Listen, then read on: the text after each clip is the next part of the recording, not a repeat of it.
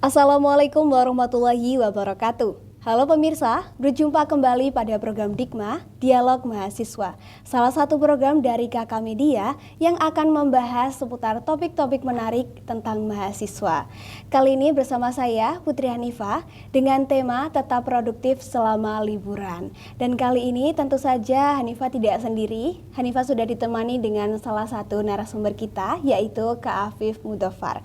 Kita sapa terlebih dulu narasumber kita. Halo Kak Afif, bagaimana kabarnya hari ini? Halo Mbak, alhamdulillahirrahmanirrahim, baik dan sehat. Alhamdulillah sehat ya pagi hari ini. Nah, sebelum kita masuk ke pembahasan nih, boleh dong Kak Afif menyapa teman-teman kita terlebih dulu. Baik, halo penonton setia KK Media, semoga sehat selalu.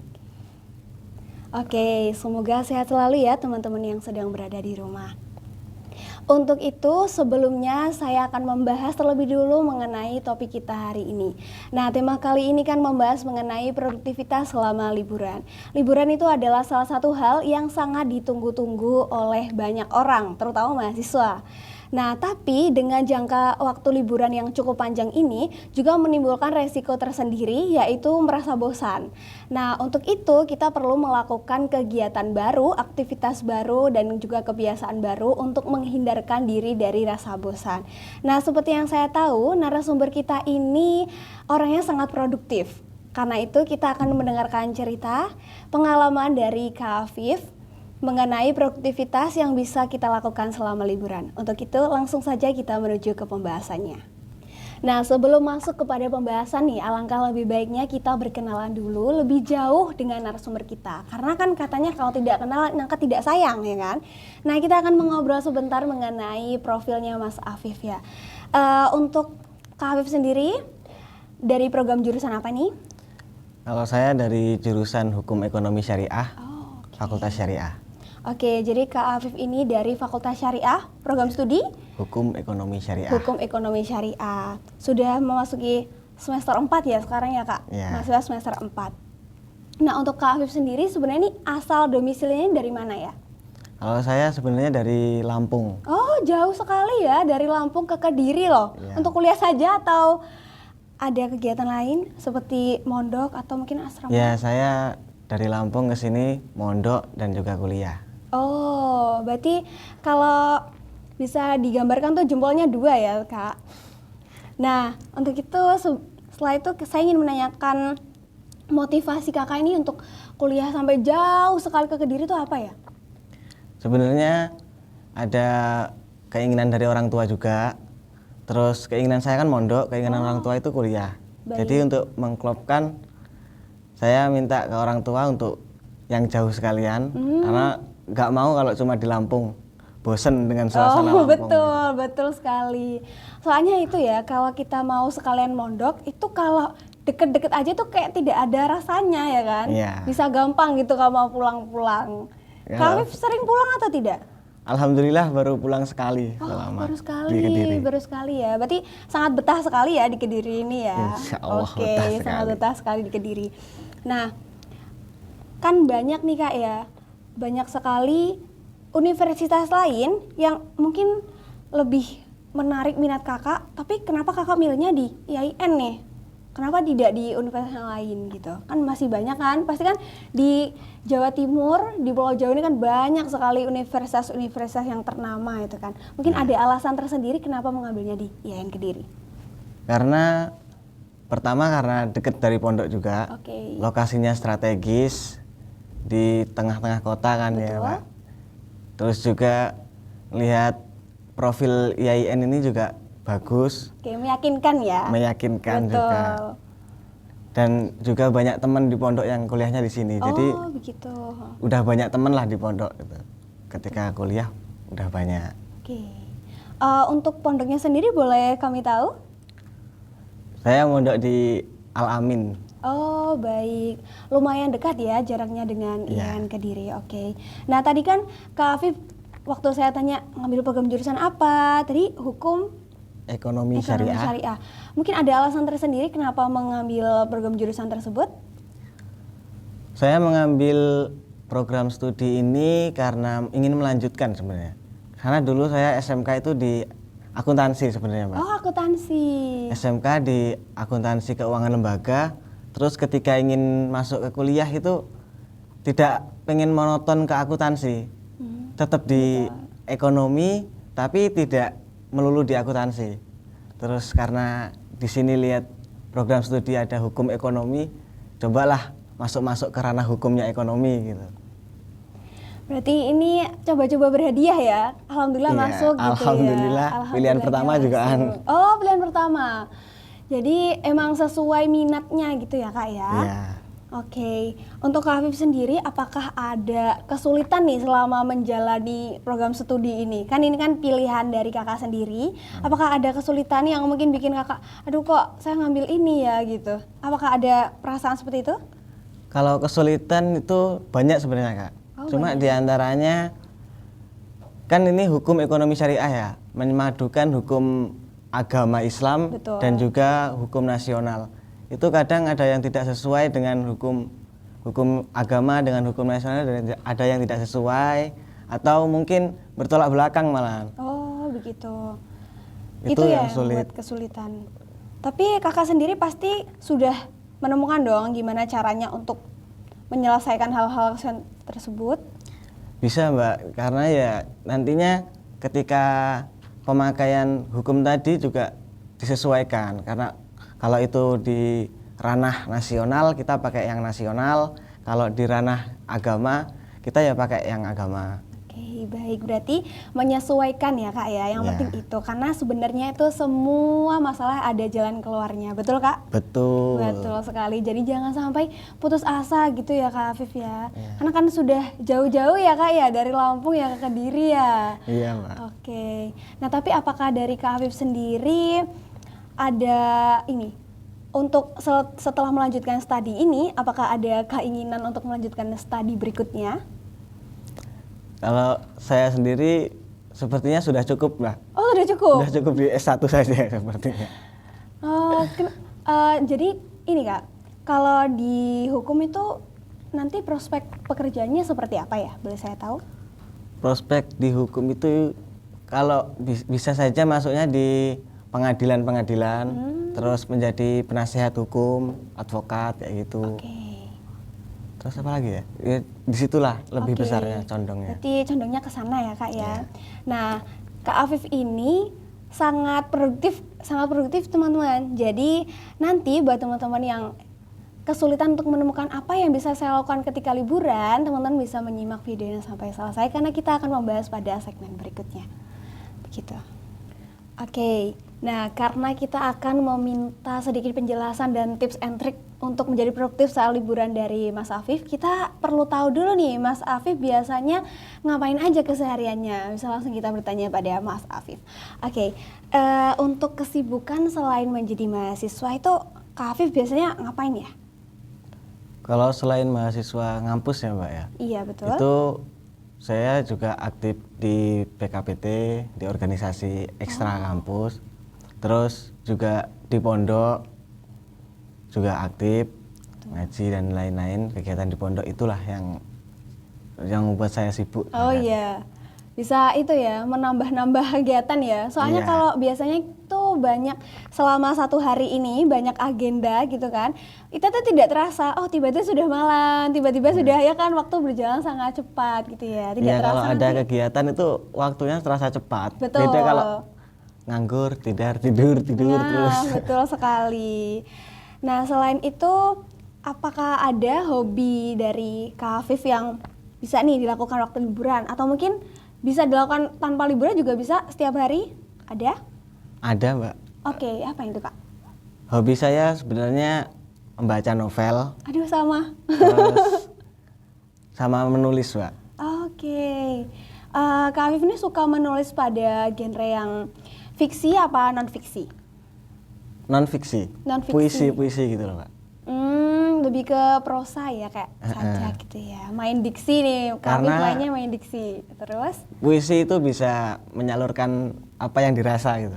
Betul, tapi orang lain nggak harus tahu gitu ya. Biasanya kalau Iya. puisi itu kan bahasanya nggak bisa gamblang kan, Iya. jadi kan harus kayak ini apa ya maknanya gitu kan. Buat orang lain berpikir untuk memaknai Betul, puisi-puisi tersebut. betul sekali. Jadi Kak Afif ini juga produktif menulis ya ini. Kak Afif sendiri apakah sudah ada karya yang dipublikasi, mungkin di sosial media atau mungkin di website? Apakah ada?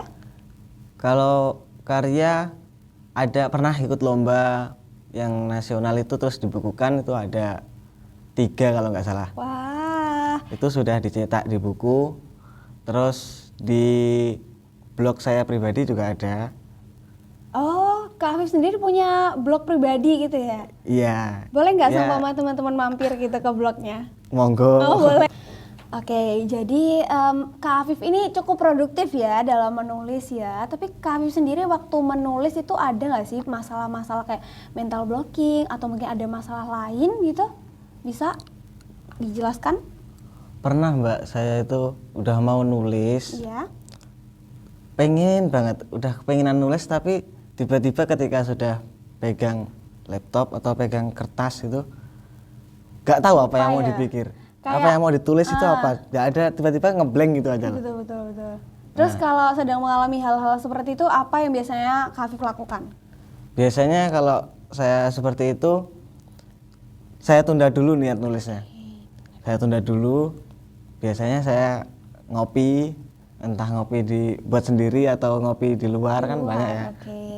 Nah, ngopi dulu, nanti tiba-tiba kalau pas ngopi itu suasana kan membantu kita untuk berpikir ya Mbak. Betul, betul sekali. Nah, nanti setelah itu barulah setelah ngopi tiba-tiba ada aja yang muncul.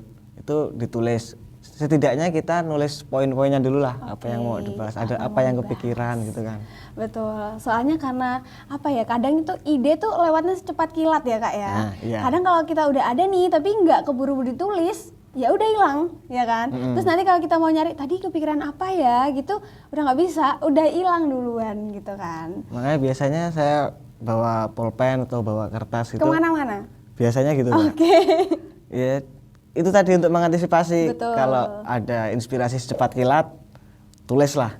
Betul, betul. Setidaknya nanti ketika sudah ngadep laptop itu, oh tadi ada kepikiran ini. Kalau buru-buru buka laptop kan lama, Nah, iya masih loading kan, Masih udah loading. keburu hilang ntar. jadi dicatat Betul. dulu. Nanti ketika sudah ngadep laptop, udah kepikiran ada reng-rengan lah. Betul. Berarti nanti tinggal mengembangkan aja nih ya Iya. kan. Nah tadi kan Kak Afif sudah beritahu ke kita bahwasannya Kak Afif itu sudah 3 antologi ya kalau nggak salah ya. Iya. Antologi itu adalah sekumpulan karya dari beberapa orang yang dijadikan satu dalam satu buku. Nah ini Kak Afif kan udah berhasil nih menerbitkan sebuah antologi bareng sama teman-teman yang lainnya. Iya. Apakah Kak Afif sendiri punya niatan untuk menerbitkan karya secara solo? Ada Mbak. Ada, wow. Bisa di-spill sedikit? Bukunya itu buku puisi. Oke. Buku puisi saya sendiri yang terkumpul sejak tahun 2021 kalau nggak salah Mbak. Oh, lumayan lama ya. Sudah berapa tahun ya kira-kira? Dua 2 tahun ya, 2 tahun. betul. Itu mulai dari puisi-puisi yang untuk orang tua, untuk temen, untuk ya yang bucin juga pasti Oh, banyak. pasti banyak ya. Karena ide itu bucin lebih cepat gitu aja. Betul sekali ya. Proses tulis menulis apapun kalau melibatkan perasaan gitu, Nah. cepet sekali, betul. Apalagi sekali. ada bayangan objek. Oke, berarti kalau menulis tuh nggak bisa ya kalau kita mengawang-awang aja, kayak harus ada objeknya gitu ya, Ya. biar detail. Makanya kalau kita membaca novel atau membaca cerpen gitu kan, pasti kan ada pengenalan objeknya, tokohnya dengan secara jelas ya kan, kayak rambutnya seberapa, suaranya gimana, tingginya seberapa, supaya kita tuh bisa menggambarkan objeknya dengan lebih jelas ya kan. Benar. Nah ini kan Kak Afif kan banyak nih ya kegiatannya untuk menyalurkan hobi, di pondok juga, organisasi, tapi juga tetap kuliah. Nah gimana nih cara Kak Afif untuk memanajemen waktu supaya semuanya tuh tetap stabil, tetap sama seimbang gitu? Kalau dulu itu saya pernah dipeseni sama ibu, katanya kalau dalam satu hari ada beberapa kegiatan, biasakan untuk menulis listnya gitu loh. To-do list ya, bikin Nah, to-do list gitu. Jadi ada tujuannya ini, terus nanti lanjut ke ini setelah ini gitu. Betul. Jadi dalam satu hari itu biasanya saya ketika kuliah, terus di organisasi juga ada kegiatan, di pondok juga ada kegiatan. Itu biasanya saya menulis, karena kalau tidak di buku terus nih, kadang juga di HP, terus juga selain ditulis diingatkan lagi pakai alarm, Mbak. Betul, oke. Jadi ketika sudah melebihi batas nih, udah saatnya ganti. Ganti jadwal ya. Udah saatnya ganti jadwal. Ya udah tinggalin dulu, ganti jadwal yang lain. Oke. Sebenarnya ada banyak sekali ya teman-teman yang juga memakai cara dari Kak Afif tadi bikin to-do list gitu. Tapi yang paling susah adalah proses pendisiplinan diri gitu kan. Waktu udah waktunya ganti jadwal nih, tapi udah nyaman sama jadwal sebelumnya. Nah, itu biasanya Kak Afif untuk mendisiplinkan dirinya tuh selain pakai alarm gimana? Selain pakai alarm, biasanya juga orang-orang itu, teman-teman di kampus atau di organisasi di pondok itu, sebelumnya saya kasih tahu dulu kalau nanti saya ini ada kegiatan ini. Jadi minta tolong ke mereka untuk nelpon. Mengingatkan gitu ya. Supaya apa ya? Kalau bahasa Jawanya itu gupuhi lah. Oh, supaya Jadi, memburu-burui biar ini waktunya ganti jadwal. Udah gitu buru-buru kan. nih. Jadi kalau kita kan terasa diburu-buru terus kan nggak enak sih, Mbak. Betul sekali. Jadi ketika terasa terburu-buru itu, udahlah makin nggak nyaman gara-gara diburu-buru kayak gini, gitu. Oke. Nah, ini kan untuk proses tulis menulis ini biasanya Kakak lakukan juga di sela-sela kegiatan kampus, kegiatan mahasiswa gitu kan ya. Ya. Nah, untuk habis ini kan liburan nih Kak. Apakah Kak Afif sendiri sudah memiliki rencana mau liburan mau ngapain ya gitu? Apakah sudah ada rencananya? Mungkin kegiatan lain selain menulis? Apakah ada? Ada. Oke, ya kan sangat produktif sekali. Bisa diceritakan sedikit Kak? Ya, untuk liburan pertama ya kita manfaatkan waktu dengan baik lah. Apapun kegiatannya selama liburan ini, jangan sampai kita itu nganggur. Oke. Dalam artian ya nggak cuma di kamar rebahan tidur, makan. Betul sekali. Keluar kamar cuma makan doang gitu kan, nggak asik gitu. Nanti tubuh kita ini jadi terasa lemes. Betul, nggak ada semangatnya gitu ya Kak ya. Ya, jadi waktu itu harus dimanfaatkan dengan baik, dengan kegiatan kecil aja lah, mungkin membantu orang tua bisa, terus olahraga kecil-kecilan, ya, betul. bulu tangkis, olahraga yang biasalah, nggak terlalu menguras tenaga banyak-banyak, itu juga bisa. Terus kalau di organisasi itu ada kegiatan juga, biasanya juga walaupun cuma kumpul-kumpul doang, tapi di sana mesti ada yang dibahas. Jadi tetap aja kita juga di sana walau tetap ada kegiatan juga tetap positif karena ada pembahasan di sana.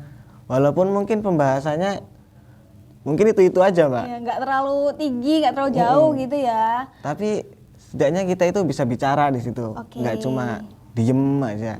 Melatih public speaking lah. Betul sekali. Karena kalau kita terbiasa untuk jadi pasif, nanti tuh jadinya kayak kebiasaan gitu ya Kak ya. Bener. Takutnya setelah liburan selesai tetap aja jadi pasif gitu ya kan. Soalnya liburan ini kan cukup panjang ya, kisaran 1-2 bulan gitu ya. Iya, Mbak. Oke, nah selain itu apakah Kak Afif kan tadi bicara bahwasannya supaya kita tetap bersemangat, kita olahraga kecil-kecilan nih. Kak Afif sendiri lebih suka melakukan olahraga apa nih untuk memulai aktivitas di pagi hari? Kalau saya biasanya kalau pagi hari itu sebelum melakukan hal-hal yang berat-berat, olahraga senam lantai dulu lah. Oh, senam lantai. Kayak seperti push up, gitu aja. Oke, betul. Itu setidaknya untuk tubuh kita itu jadi lebih fresh gitu aja. Oke, yang penting gerak gitu ya, nggak perlu kayak jauh-jauh gitu ya. Ya, jadi nanti ketika sudah mau bekerja yang keras, tubuh kita ini nggak kaget gitu loh, nggak cepet capek gitu ya. Betul sekali. Atau ada lagi? Biasanya cuma seperti itu, Pak. Oh, berarti yang itu ya, yang bisa dilakukan di rumah aja gitu ya, Di sama rumah makan. aja. Paling kalau lagi mood, Keluar, jogging. ya betul. Nungguin mood dulu Kak. Iya. Betul, sama ya. Karena jogging itu nggak cuma untuk diri sendiri kan, kita juga nanti di jalan ketemu orang lain. ketemu orang. Kita kan nggak tahu hatinya orang ngomongin apa kan. Betul sekali, betul Jadi sekali. untuk jogging itu menyiapkan mental dulu. Menyiapkan juga ya. Jadi ketemu orang, nanti orang bakal ngomong apa ya, sapaannya gimana, atau mungkin Iya. nanti komentarnya gimana, itu menyiapkan mood juga ya. Soalnya kadang tuh emang berpengaruh ke mood ya. Kalau mood di pagi hari tuh sudah down, takutnya sampai malam bakal kayak gitu. Iya. Iya kan Kak? Betul. Karena betul pagi sekali. itu biasanya jadi penentu.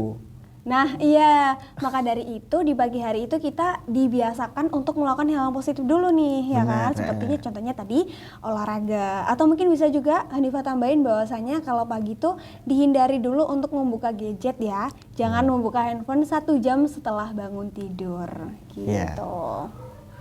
Nah selain itu Kak Afif sendiri ini kan kuliahnya di hukum, terus hobinya menulis. Kayak multi talent ya ini ya. Apakah motivasi Kak Afif untuk menulis tuh apa ya?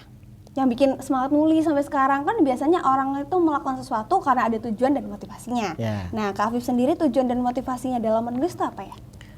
Kalau tujuan menulis itu tujuan dan motivasi ya Mbak? Betul. Kalau tujuannya lebih ke menyalurkan apa yang dirasa sih Mbak. Oke. Jadi perasaan-perasaan yang tadinya cuma di batin itu diungkapkan melalui tulisan. Oke. Karena kalau mau curhat ke orang lain itu nggak semua orang bisa nangkep apa yang kita rasakan Iya, gitu loh. iya. Mungkin dia bisa mendengar tapi tidak bisa merasakan kan. Lebih baik kalau saya sih lebih baik saya tulis, setidaknya nanti merasa lega gitu ketika sudah ditulis itu. Terus motivasi tadi Mbak ya? Iya, motivasinya. Motivasi menulis itu karena juga ada teman-teman yang sudah mulai nerbitin buku juga. Wah, terpacu ya ini ya sama teman-temannya. Iya, Teman-teman sudah sampai nggak sana mau kalah nih, gitu. dong. Betul. Berarti ini temanan yang produktif ya Kak ya. Temenannya, circle-nya sehat-sehat, produktif Iya. semua, ngambis gitu ya. Terus ketika saya menulis, saya publikasikan satu gitu, Iya. teman-teman itu yang komen selalu support. Oh, Itu juga banyak jadi yang- penyemangat. Oke, betul. Lanjutkan. Oke. Karena memang teman sendiri itu memberikan dampak ya ke diri sendiri, Iya. ya kan? Jadi pasti Mas Afif sendiri juga pasti selektif kan memilih teman juga. Karena emang harus ya Kak ya, harus Benar. selektif ya memilih teman. Nah ini ada salah satu pertanyaan nih dari salah satu teman kita. Ini ada teman kita yang ingin produktif saat liburan, tapi dia tuh sebenarnya bingung mau ngapain ya liburan, bingung mau ngapain.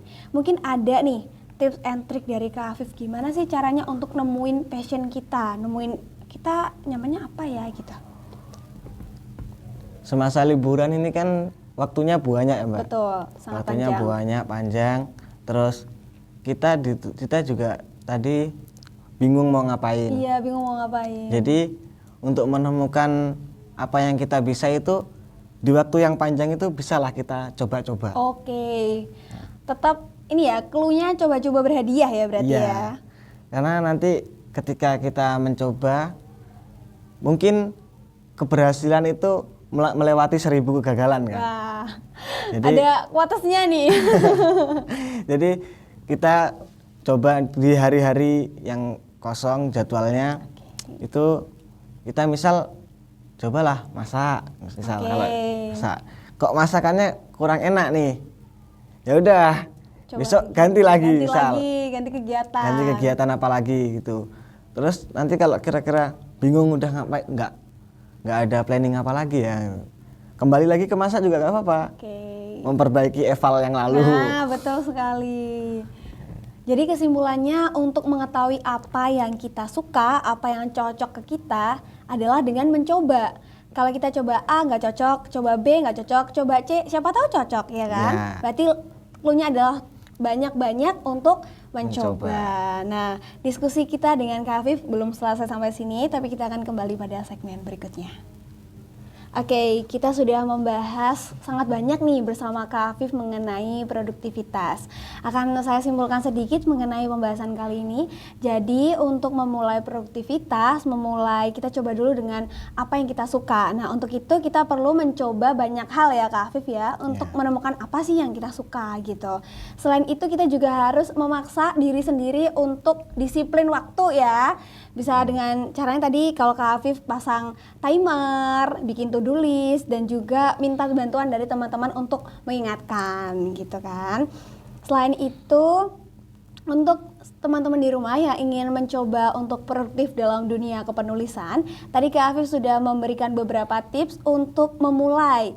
Kalau seumpama teman-teman ada yang mental blocking atau bingung nih, idenya udah ada tapi mau nulisnya gimana gitu kan. Bisa nih ditinggal buat ngopi-ngopi dulu, tapi jangan sampai lupa waktu.